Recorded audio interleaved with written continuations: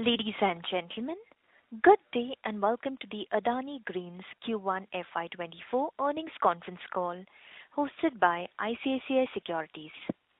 As a reminder, all participant lines will be in the listen-only mode, and there will be an opportunity for you to ask questions after the presentation concludes.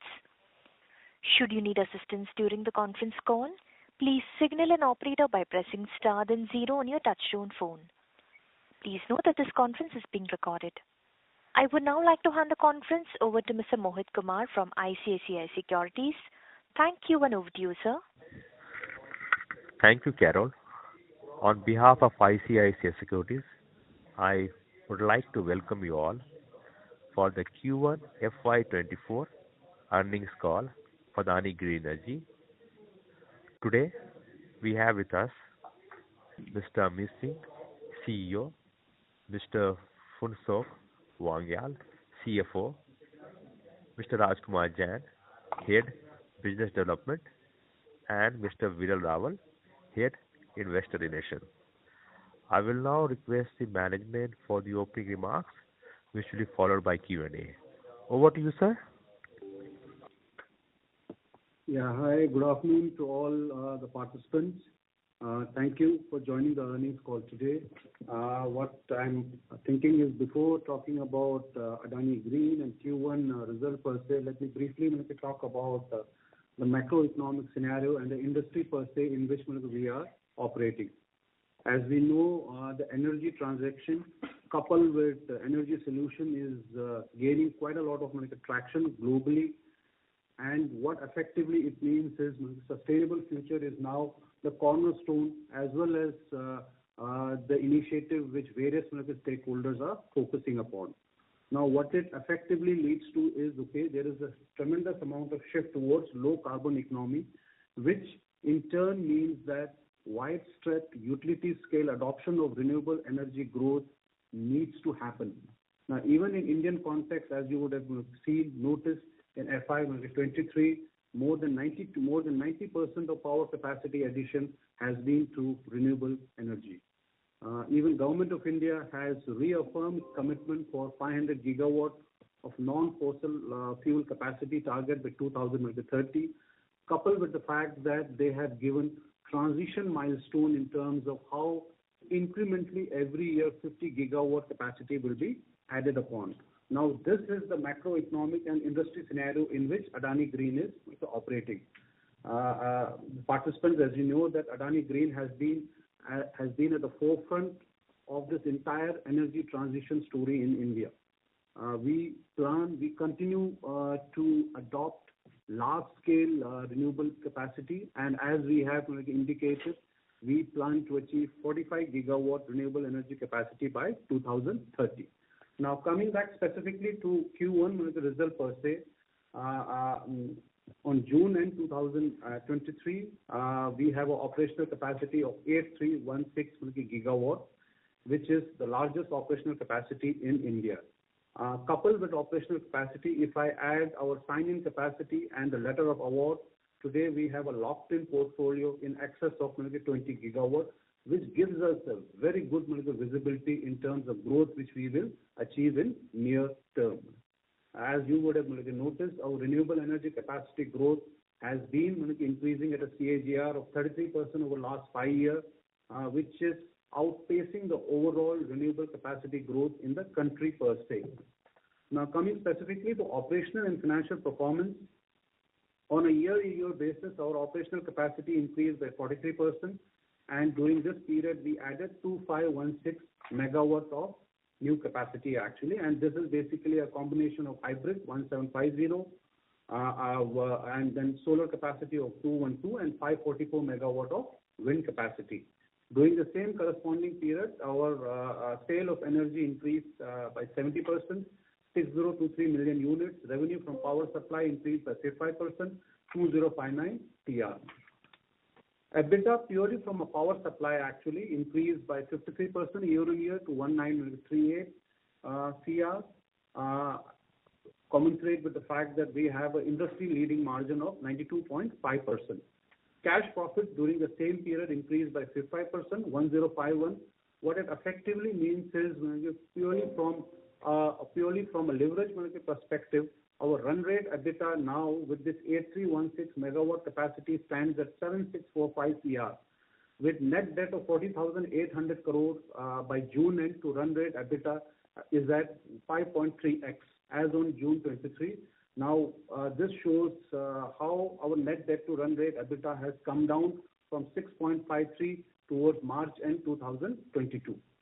From a receivable position perspective, we remain on track. We don't have any overdue receivable per se actually, and coupled with the fact that our sovereign portfolio as a part of our entire capacity is at 87%. Now, even the non-sovereign portfolios, we have not been facing any issue in terms of receivable per se.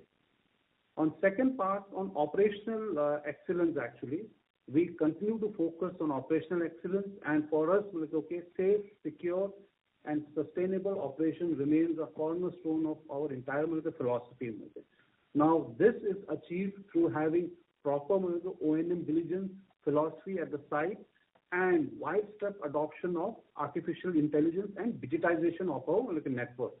Our energy network operation center, as we have spoken in the past, does real-time monitoring of our portfolio, makes necessary intervention, and what it has led to is industry-leading EBITDA margin as well as consistently high plant availability. We are pleased to inform that during this quarter, we have plant availability in excess of 99%, and CUF for our solar capacity of 26.9%, wind of 38.7%, and hybrid CUF of 47.7%. That is from an operational excellence perspective. Third element is ESG.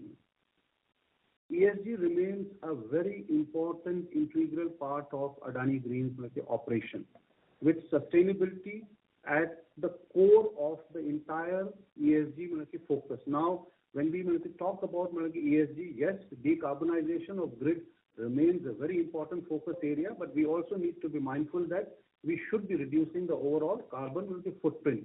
From that perspective, Adani Green operating plant continues to be certified as single-use plastic-free, zero waste to landfill.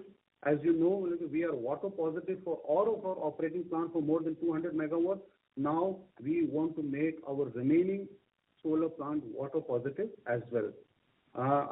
Coupled with this, we are also mindful of the fact that decarbonization at our AGL level should not be an end to it. What is happening at all with the supplier? Now, from that perspective, as an additional ESG goal which we have taken is we will be doing entire study of supplier level, carbonization level at our supplier actually, and the focus is by FY26 we should be able to achieve decarbonization of our supplier value chain through our GHG supplier engagement program. That's from a decarbonization perspective, but it is also imperative that as a part of the ESG, socio-economic development of the region is also a very important element, because at the end of the day, we will be operating within those areas itself. From that perspective, creating local jobs, supporting the local ecosystem either through critical intervention in health, education, and community infrastructure remains a priority focus area from our perspective. Last but not the least, localization of supply chain through our comprehensive vendor development program as a part of our project management assurance group, that remains a very critical focus area. And as you would have noticed, we are pleased to inform that we have largely localized procurement of trackers and continue to look forward for opportunities of wind turbine, solar modules, as well as some of the critical supplies for our growth going forward. Now, all these ESG efforts continues to be recognized by global institutions. During this quarter, Adani Green was ranked first in Asia and among 10 companies globally in renewable energy sector by ISS ESG in their latest rating ESG assessment.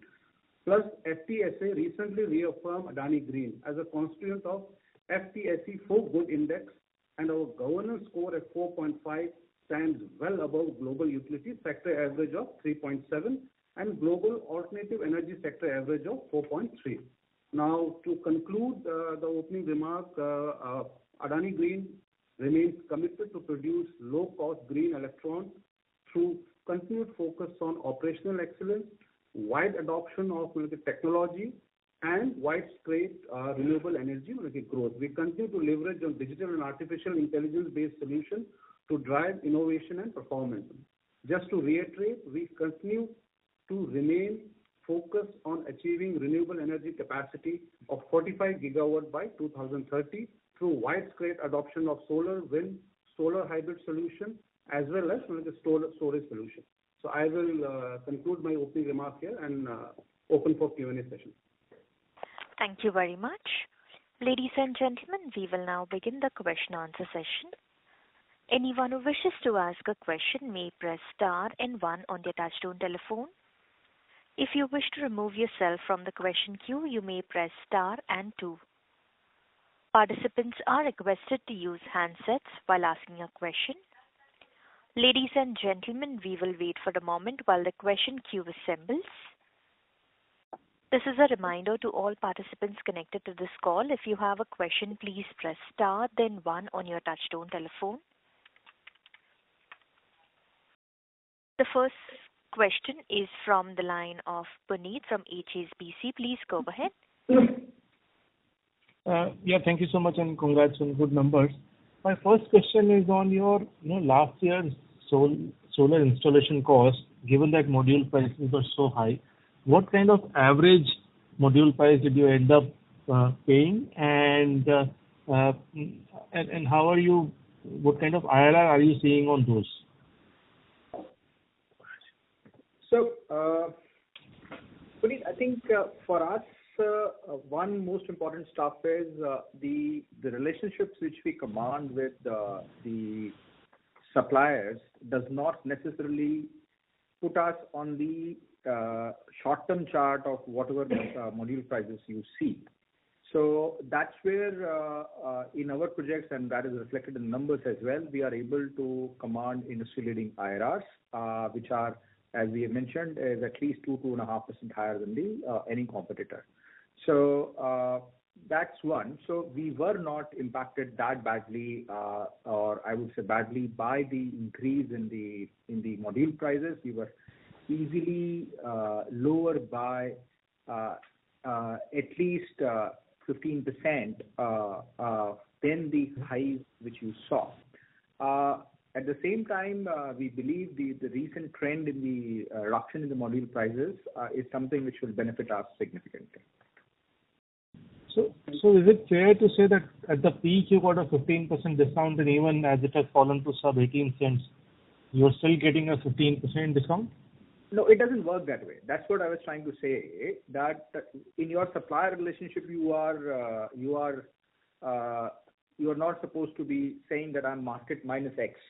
Yes, we are market minus X, but in times when the market is stressed in terms of very high prices, we do get preference which is more outsized compared to what you would have in case when the markets gets favorable for developers. So it's not a consistent number, but yes, our relationship is something which gives us something which is better than the market. So current module prices discount should be lesser. Is that what you're saying? Because you smoothen it out. Is that how you think? We will get preference in the market price, but not of the numbers which we had earlier mentioned that we are able to take 10 to 15% discount, but not at the depressed prices of what you are seeing today. Those discounts will obviously be there, but much lesser. And basis your discussion, what are your thoughts on the module prices? Is there room for them to go down, or you think they should be bottoming now? So I think, module prices has multiple dynamics, as you know, and you have been tracking. We have seen a significant reduction over the last 3 months.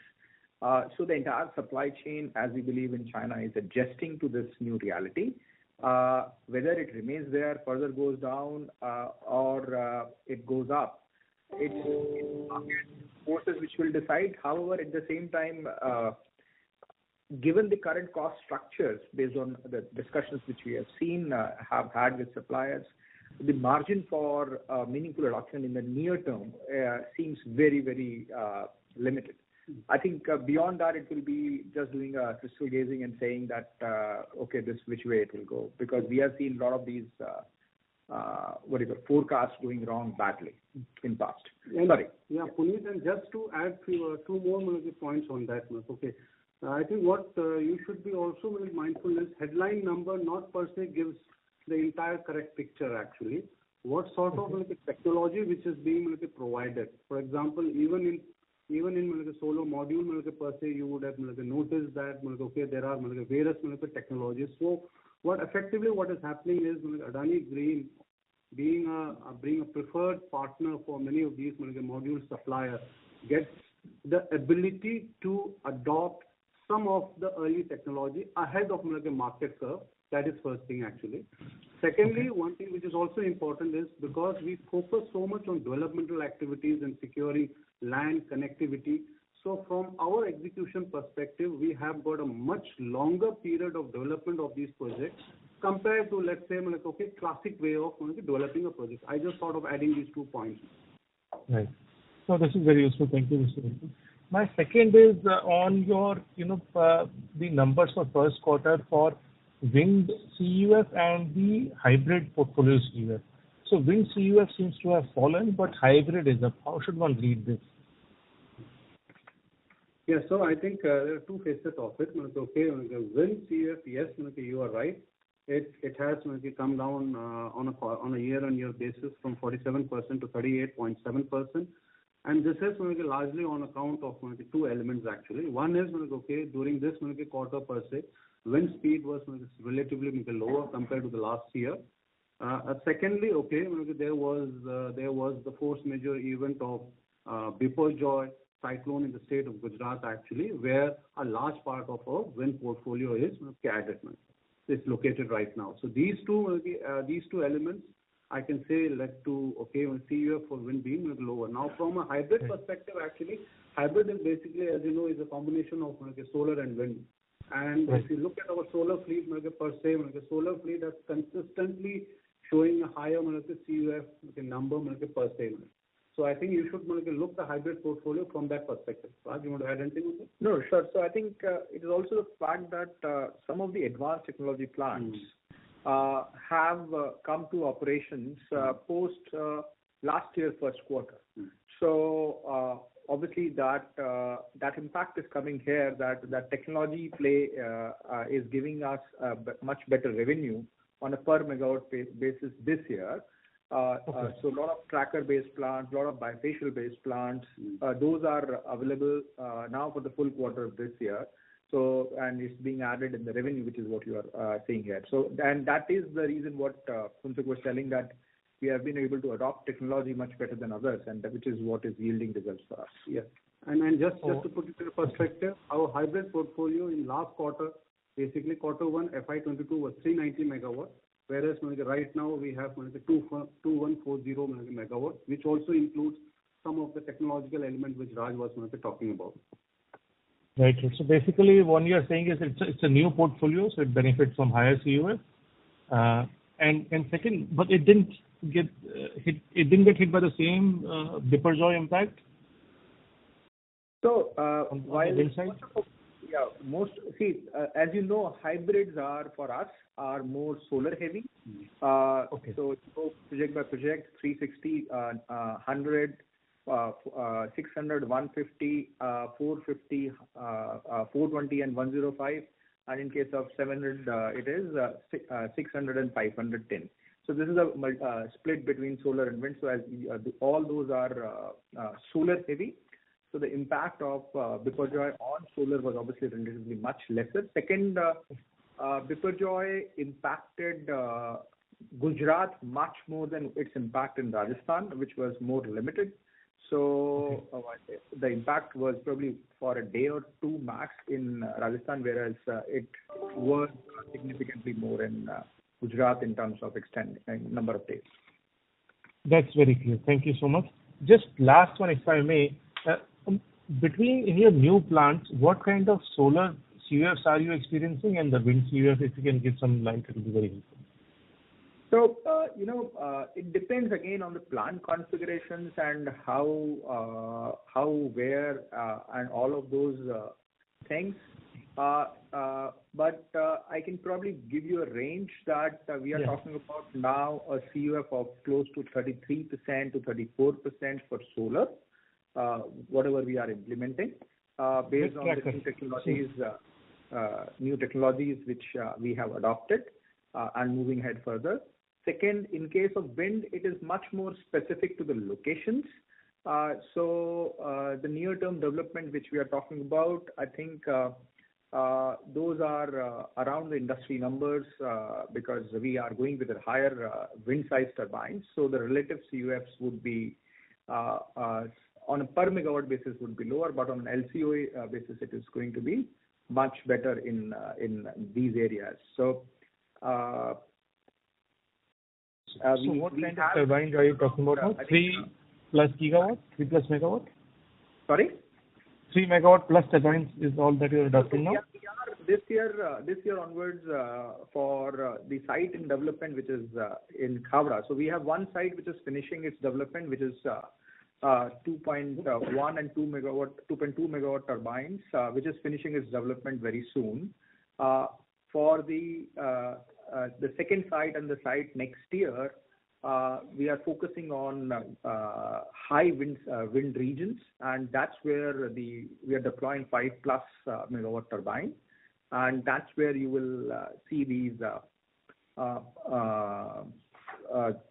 new turbines made for those sites being used and giving us on an LCOE basis much better performance. That's very helpful. I have some more, but I'll come back in the queue. Thank you. Yeah, sure. Thank you. Reminder to the participants, if you wish to ask a question, please press star then 1 on your touchtone telephone. The next question is from the line of Nikhil from Bernstein. Please go ahead. Hi. Thank you for the opportunity. I think my first question is in continuation to the previous one. If you could just give us some specifics on wind PLFs going forward, what should we consider, given they've continued to disappoint everyone, I mean the industry in general. So what would be like a P90 PLF we could assume for existing and future assets for wind? So I think, as I said, this is site to site. Specifically giving one number becomes difficult for me to respond, but I think I can ask Viral to engage with you on that.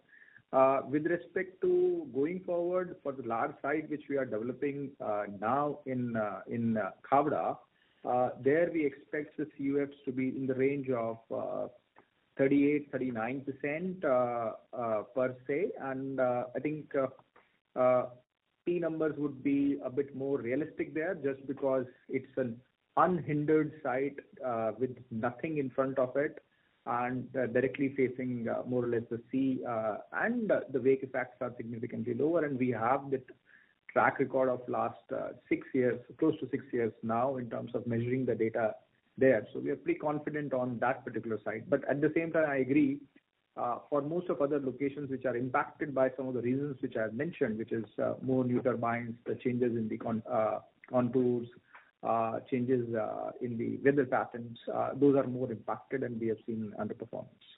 Let me add, this is Amit, just to kind of give a bit of a color on this. I think while we are looking at PLF, I mean, the performance of a wind is a non-linear function.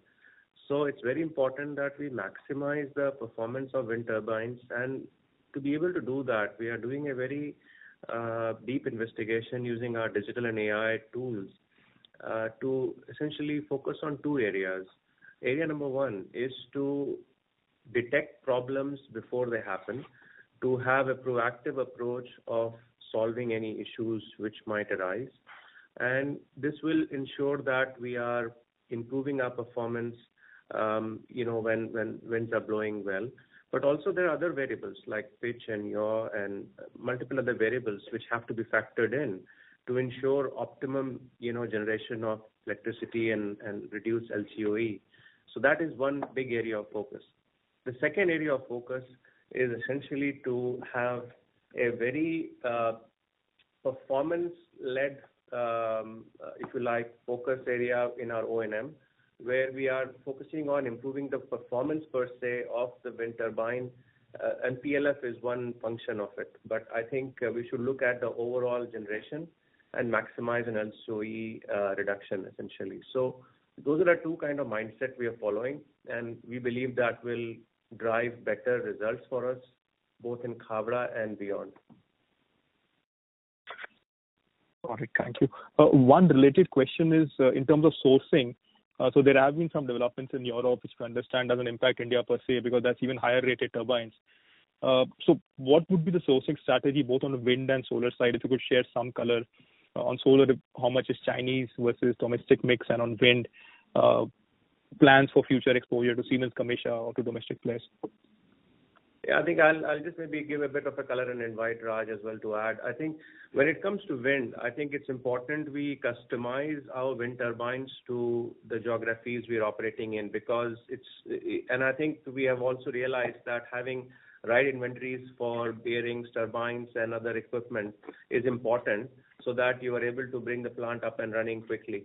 So our, as we have stated earlier in the opening remarks as well, our medium to long-term strategy is to localize our supply chain, and we will continue to do that.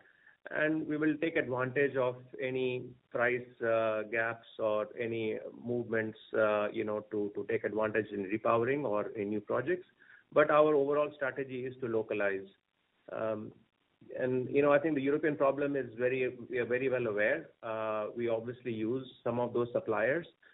But the turbines we use here are different, and the problems are also different. And we are working with all of them proactively to make sure that we are not as impacted, as I think our European friends are. But go ahead. Yeah, sure. So thanks, Amit. Just taking this forward for wind and solar, as you mentioned, specifically separate. One, wind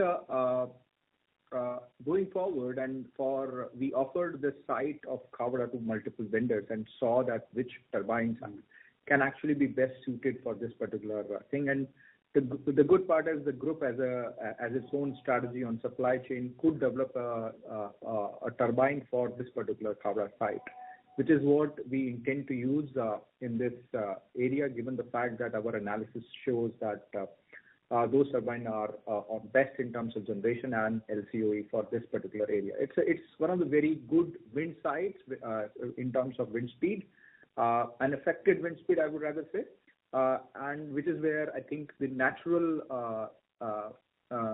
strategy there is to buy this locally made turbine, which is customized. So that's the most important thing which I want to highlight, customized for this particular site. Now coming to the remaining supply chain, when it comes to say solar, so we have been working with respect to developing the local ecosystem. Again, within the same strategy, the group has a manufacturing capacity for multiple components now. There is module trackers which are there. Within the module ecosystem also, we have multiple options. A lot of our project has all of these taxes as a pass-through, so obviously that opens up significant sourcing opportunity from low-cost areas in China and elsewhere. There are places where we can optimize between domestic supply as well as supplies from overseas. So all of these is something which is part of our sourcing strategy, and as Amit mentioned, as we move along, some of this will move to local supply chains, and we are actively engaged in getting those developed. Understood. Just to understand then on modules, then the dependence would continue to be on China, at least till the ALMM comes in. Am I fair to assume that? I'm not necessarily impacted too much by the ALMM in my contracted portfolio. My contracted portfolio is, you can say, does not fall into the guideline of ALMM right now. As we contract more, it may. So that's where I'm in an advantageous position. I can easily source from the cost competitive countries. But I think the more factor for me is whether the BCDs are passed through or not. The good thing is in almost all of my portfolio, except in a few cases, I have this particular duty as a pass-through, as a change in law. So that is where I'm optimizing my project cost and I'm optimizing the LCOEs. But it is well understood, and that is a clear-cut focus from the management that we need to develop the supply chains in a manner which can support our future growth while we are sourcing the modules for our future projects. Yeah, Nikhil, just to add, actually, if you recollect in the last the earning call, we specifically guided that as far as this financial year is concerned, the capacity which we are building up doesn't fall under the ALM as well as DCT pass-through. So all the modules will be procured from overseas actually. And as far as our wind project in this financial year is concerned, that is in the Khavra region actually, where Raj was talking about. We have a customized WTG, so that will be locally sourced upon. Perfect. That's very clear. Thank you. Just maybe then two last questions. One is if there was any informed power sale this quarter as well, which was a big support last time. And second, on funding, if you could share any updates on equity on or debt side. Yeah.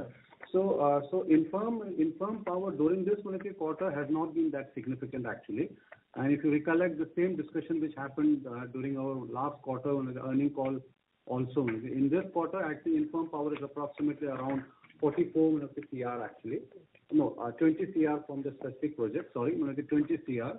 And what we do expect is, where our capacity addition is planned for this financial year, infirm power progressively, especially from Q3 onwards, will continue to play a more significant role. But for Q1, it is only 20 CR, and for Q2 also, we are not expecting that much significant contribution from infirm power. And from financing perspective, actually, for this financial year, as we guided, we are targeting 2.8 to 3 gigawatt, and out of which actually for 300 megawatt financial closure already achieved. Balance 150 megawatt already achieved. For 330 megawatt solar, which is under construction, that also the financial closure achieved. For wind 260 megawatt, we have received the term sheet. Now that is under finalization. And for balance capacity, that will be tied up through as a part of our construction facility, where bank group is diligence is already completed actually. Bank group is already identified, and in next 1.5 months we should be completing our financial closure for that. Understood. Any updates on the equity side? There was this discussion of QIP or some other anything of that, or not at this point? Yeah, not at this point. What we can say is, the board has recommended up to 1.5 billion USD QIP, which is currently under regulatory approval process. And subject to shareholder approval, as you know, we will be having 1 year to finalize the contours of the QIP. Perfect. Thank you so much for answering my questions. Thank you. Before we take the next question, a reminder to the participants, if you wish to ask a question, please press star then 1 on your touchtone telephone. The next question is from the line of Puneet from HSBC. Please go ahead. Yeah, thanks for the follow-up. My first question is, how should one think about you in the bidding trajectory? I don't see too much of your name in the current tenders. What is the strategy there? And secondly, what is the progress on the manufacturing link tender? So, Puneet, this is the disadvantage of being logged in fully and acting in time to tie up the capacities. So, as I've mentioned in last call also, for my execution over the course of next 2 years, whatever we have planned, we have the PPAs in hand, the projects in hand. So, logically, I'm not in any hurry whatsoever to tie up additional capacities, because generally you get 24 months roughly for execution. So I already have projects. However, we continue to look at the market for opportunities which can provide us real delta.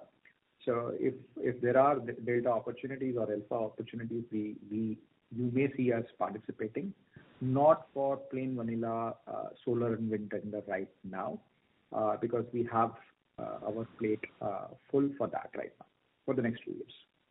Yeah, I think our focus really is in execution, and as you may recognize, to deliver 45 gigawatt in 2030, we need to really ramp up our operating capacity.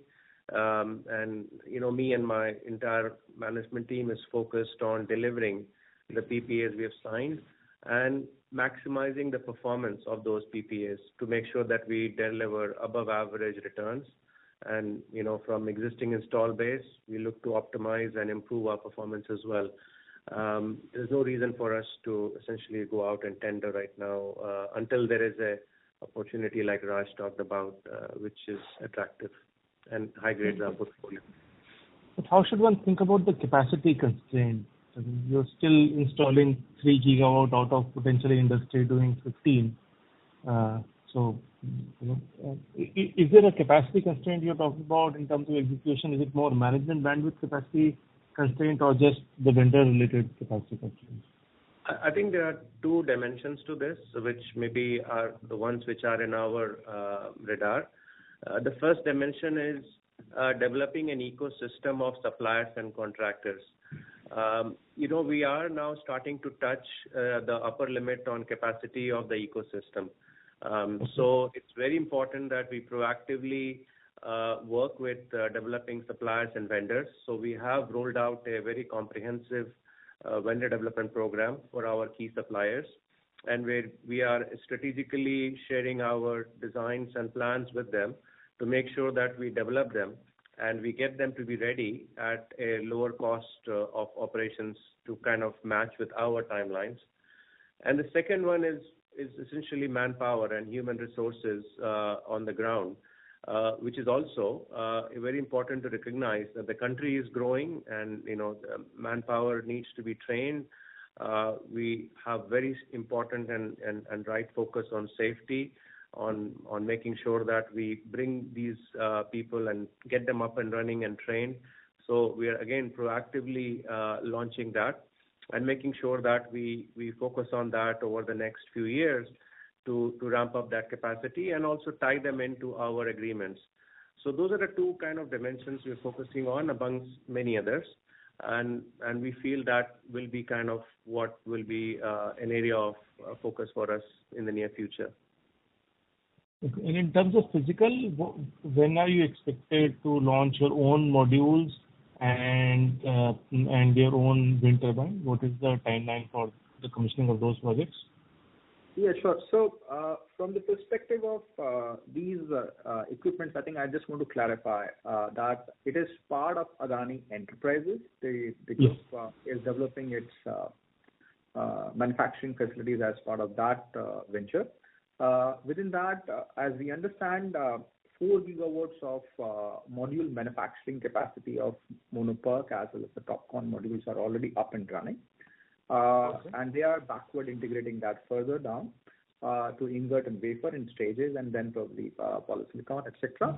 They also have significant tie-ups for ancillaries in terms of co-investing in glass, module, frame, etc., and other ancillaries to ensure that the cost for them is competitive. That's one. The wind turbine manufacturing is already up and running. As we speak, they are awaiting the last clearance from MNRE to be able to commercially launch the wind turbine, and that can come anytime. So they are fully ready to now start producing this particular turbine. What is the capacity there? I think it's worth maybe joining the AEL call and maybe have. Yeah, I think that would be better. Yeah. Okay, understood. And the status on your manufacturing unit tender, have the final PPAs been signed now?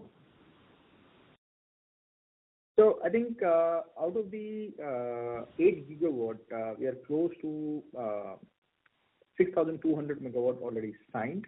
1799 megawatt is to be signed, out of which we are in very, very advanced discussion with SECI, where we believe over the course of next 1.5 months, a significant part of this will be closed. Understood. And lastly, if you can give some guidance on your thoughts on the capex to EBITDA, what kind of numbers are you targeting now? So, pardon me, I missed the question. Your CapEx to EBITDA, what kind of gross block to EBITDA would you be targeting? Yeah, sure, Manoj. So as we have, I think for run rate EBITDA for this, for corresponding to this 8316 megawatt, we are talking about run rate EBITDA of around 7,645 CR actually. And adding to 2.8 to 3 gigawatt of incremental capacity, which we will be adding in this financial year, we are talking about approximately 10,800 crore of run rate EBITDA. Okay. And the gross block for this? So, in terms of for incremental capacity, you are talking about? Yeah, for incremental. Yeah, so I think what we are capex cost per megawatt, which we are broadly talking about, excluding DCD for solar project, is between 4.8 CR to 5 CR actually. So that is what will be added. For wind, wind, it will be close to 6.3 to 6.5 crores per megawatt. And so this again is industry leading in terms of the cost of putting up turbines. Yeah. Yeah, clearly wind is very impressive. Yeah. Thank you. That's all from my side. Thank you. Thank you. Reminder to the participants, if you wish to ask a question, please press star then one on your touchtone telephone. The next question is from the line of Nikhil Abhyankar from ICICI Securities. Please go ahead. Good afternoon, sir, and thanks for the opportunity. So, sir, you have mentioned earlier that we are looking to focus on execution in the coming years. So, when should we expect you to participate back again in new projects to build our 45 gigawatt capacity?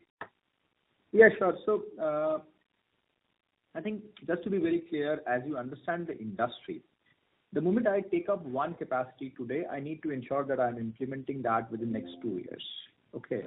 And what I mentioned as response to my earlier question in the earlier question was that they're locking for 2 years. So you would see us probably doing more locking in capacities in the next 6 to 8 months.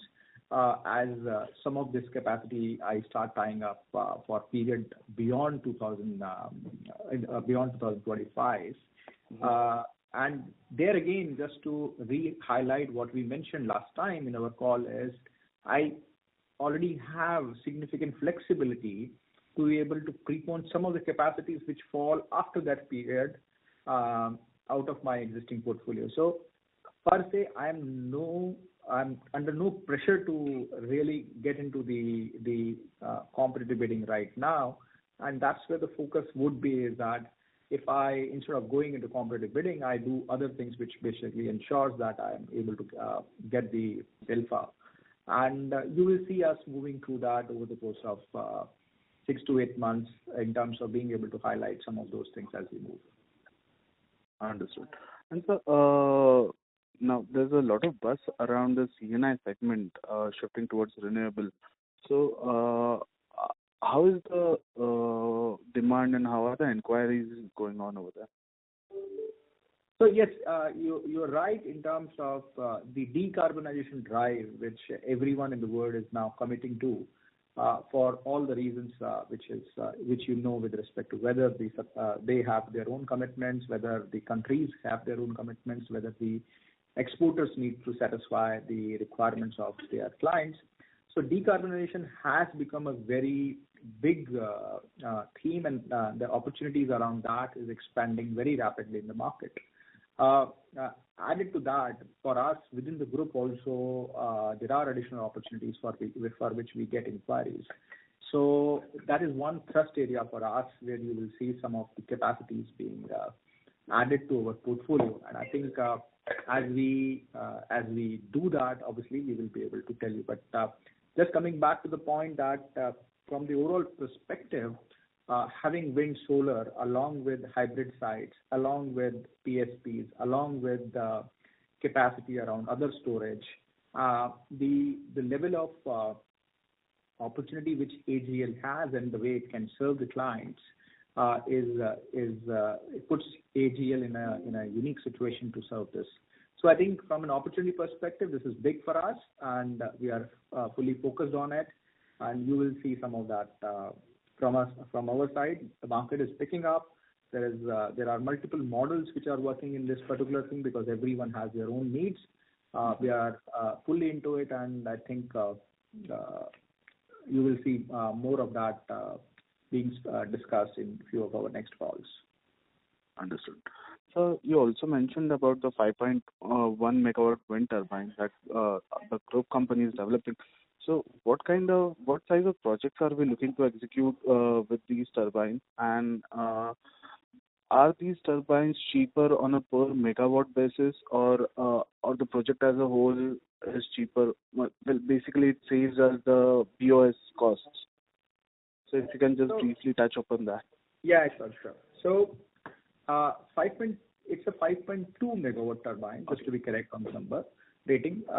And as I've indicated in my earlier comment, the cost, as you know, is significantly lower on a per megawatt basis than the alternatives available. However, the larger the wind, the turbine, the per megawatt generation, which is basically the CVF, also goes down, and we are aware of that.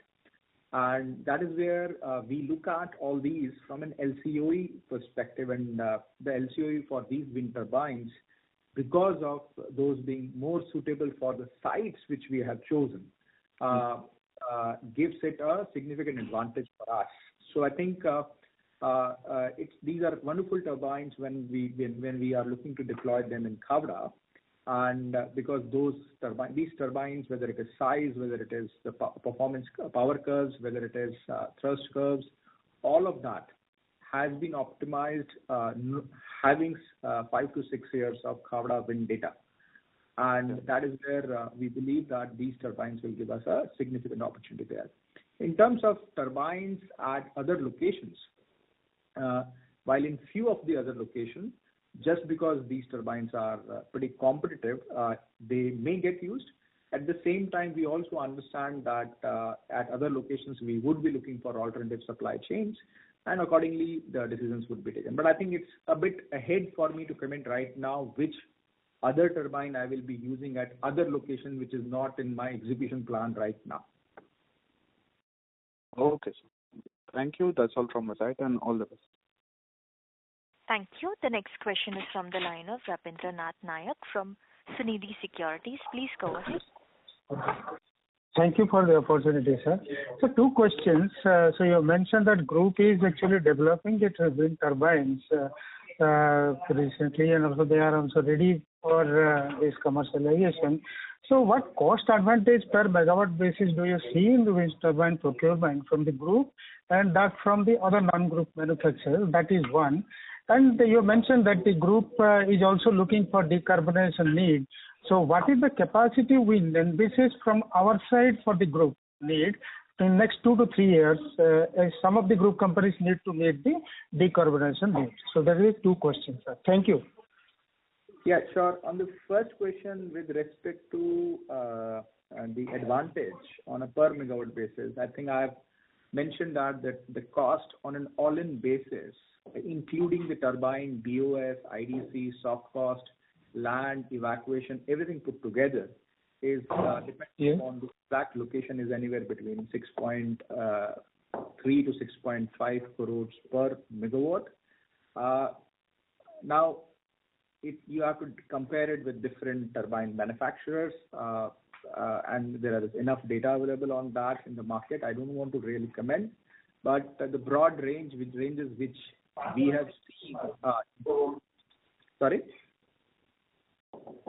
So the broad ranges we have seen is anywhere between 7.5 to 8 crore rupees, or 7.25 to 8 crore rupees kind of a cost in the market for a per megawatt basis. But again, per megawatt is not the right way to compare turbines. You have to see the LCOEs, and you have to see the locations where those LCOEs are being calculated, and that's where I would say that these turbines are one of the best ones for us in Khavda, which is our focus for development for wind in the next couple of years. Okay, the structure of this turbine is for 2 megawatt or 5 megawatt, sir? This particular turbine is a tubular turbine with a hub height of 120 meter. They have the capability of doing 140. This 120 meter turbine with a 5.2 megawatt rated capacity has a RD of 160 meter. Okay, so this is what is coming up from our deployment in Khavda. However, that the current project which we are doing right now, which is what we are finishing very soon, do use 2.1. So I just want to ensure that I clearly specify that my current project is finishing with 2.1, but my new project which I am implementing in Khavda, that is going for 5.2. Okay. Sir, is that the group need decarbonization? We can highlight something. Yes, so I think it's wrong for me to probably speak on behalf of the group per se, but at the same time, enough has been said around that. The targets are set for 2030, 2025 in different group companies. I can only say this is this infrastructure group in terms of providing the opportunities, and I think enough is available for us on the plate to be able to cater to them on the capacities. You will see some of those as it crystallizes in terms of the project, some of those being mentioned, but we are not necessarily in dearth of PPA tie-ups for being concerned about whether this comes, when this comes, and all that. So it's a good opportunity for us, which is available coming from the group. So we will use our expertise. Okay, sir. Thank you. Thank you. The next question is from the line of Puneet from HSBC. Please go ahead.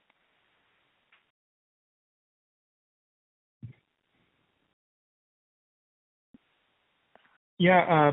No. Sorry. Thanks. My question has been answered. So you can go ahead with your questions. No, my question has been answered. Thank you so much. All right. Thank you. A reminder to the participants, if you wish to ask a question, please press star then 1 on your touchtone telephone.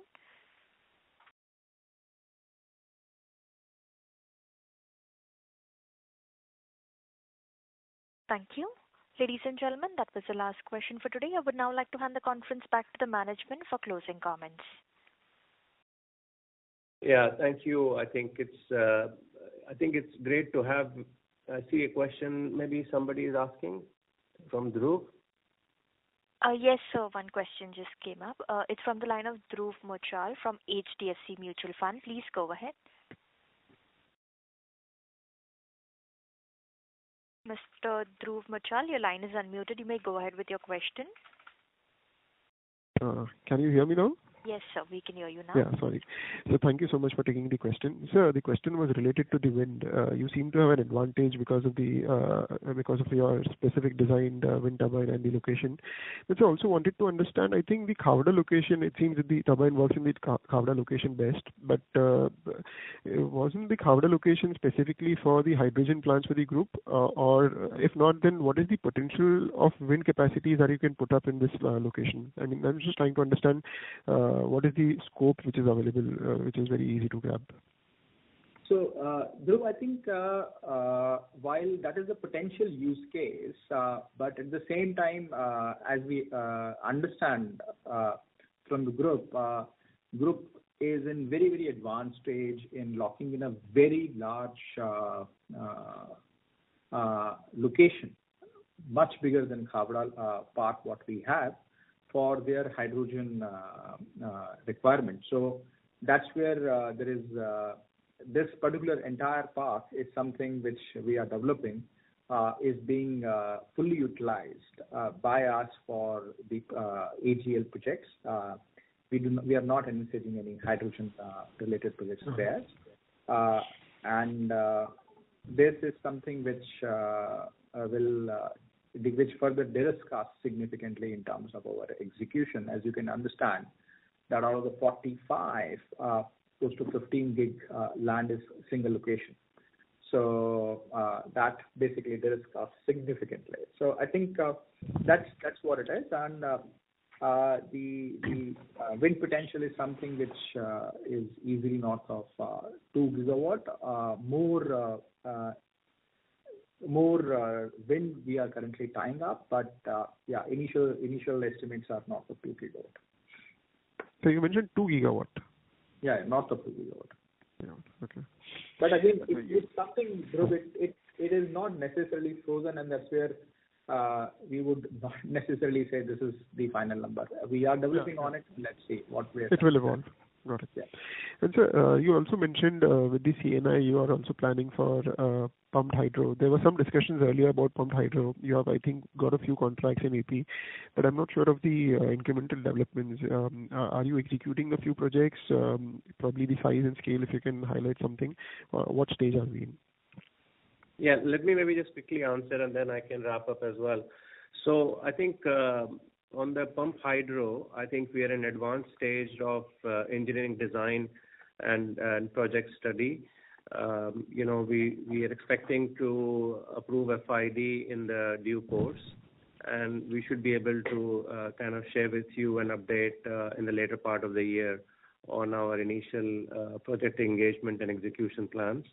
But it's fair to say that pump storage will be a key part of our strategy. It is a key part of our strategy, and it will be a significant part of our portfolio in the next few years as we grow towards 45 gigawatt. And I think this kind of questions you already asked. A lot of our CNI customers are asking for round-the-clock renewables or as much as possible renewables. So we will make sure that our approach is designed to service those kind of requests and maximize returns for the investments we're making in our projects today. And these large land parcels we have access to, remember, we have also installed in advance 2 years, 3 years of wind mast and resource assessment, which is allowing us to maximize performance of the wind turbines, and which has gone as a key input to our suppliers in designing whether turbines or all the balance of systems. And we are very confident that this approach is going to deliver lower cost of energy, electricity, and maximize our performance as AGL. So thank you. I think we've run out of time. Thank you so much, sir. Thanks. That's helpful. Yeah, if I can quickly wrap up. I think, I reiterate what we said in the opening remarks. We are really razor bent on our target of delivering 45 gigawatt, in excess of 45 gigawatt by 2030 through the use of solar wind and solar wind hybrid solutions as major contributors. I also want to really thank my team and their dedication for delivering such outstanding performance, and more to be continued. Thank you very much for joining us today. Back to you. Thank you. On behalf of ICICI Securities, we conclude today's conference. Thank you all for joining. You may now disconnect your lines.